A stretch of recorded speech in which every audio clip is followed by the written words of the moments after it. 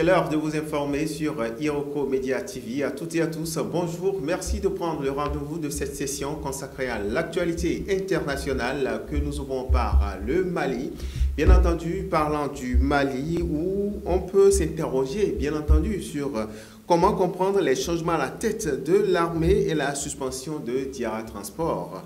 Au Mali, donc, 3 hauts responsables militaires ont été limogés et remplacés. La décision, annoncée mercredi 22 octobre, concerne le chef d'état-major adjoint et des armées, le chef d'état de l'armée de terre et le directeur de la sécurité militaire.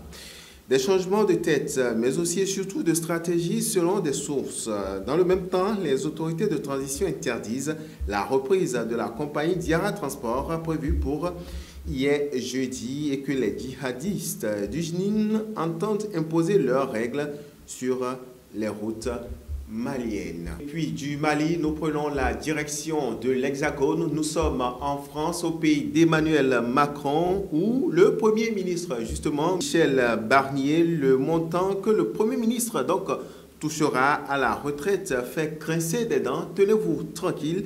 Alors, interrogation, de quoi s'agit-il concrètement? Michel Barnier, le nouveau Premier ministre, devrait toucher plus de 28 000 euros bruts à sa retraite à chaque fin du mois. Une somme astronomique, une somme faramineuse pendant ses plus de 50 ans de carrière politique.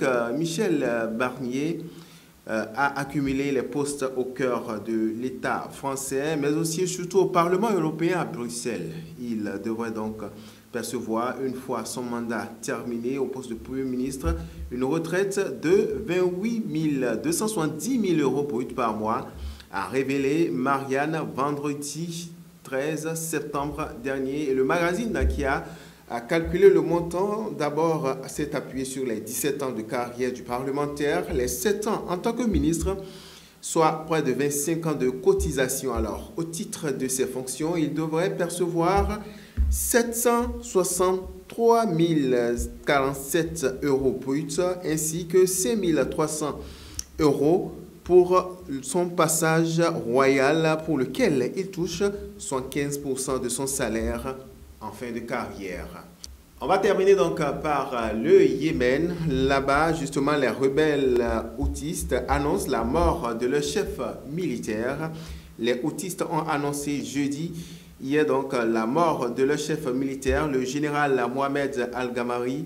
Les rebelles houthis n'ont pas décrit les circonstances réelles de cette mort, mais côté israélien, le ministre de la Défense a affirmé que Mohamed Al-Gamari a succombé des blessures causées par une frappe israélienne au mois d'août dernier. Alors, la frappe dans laquelle Mohamed Al-Gamari a été tué avait également tué le Premier ministre houthi. Une douzaine d'autres responsables également sont partis. Depuis le début de l'opération israélienne à Gaza, les rebelles houthis affirment soutenir les Palestiniens et mènent des attaques sur le sol israélien, très souvent interceptées.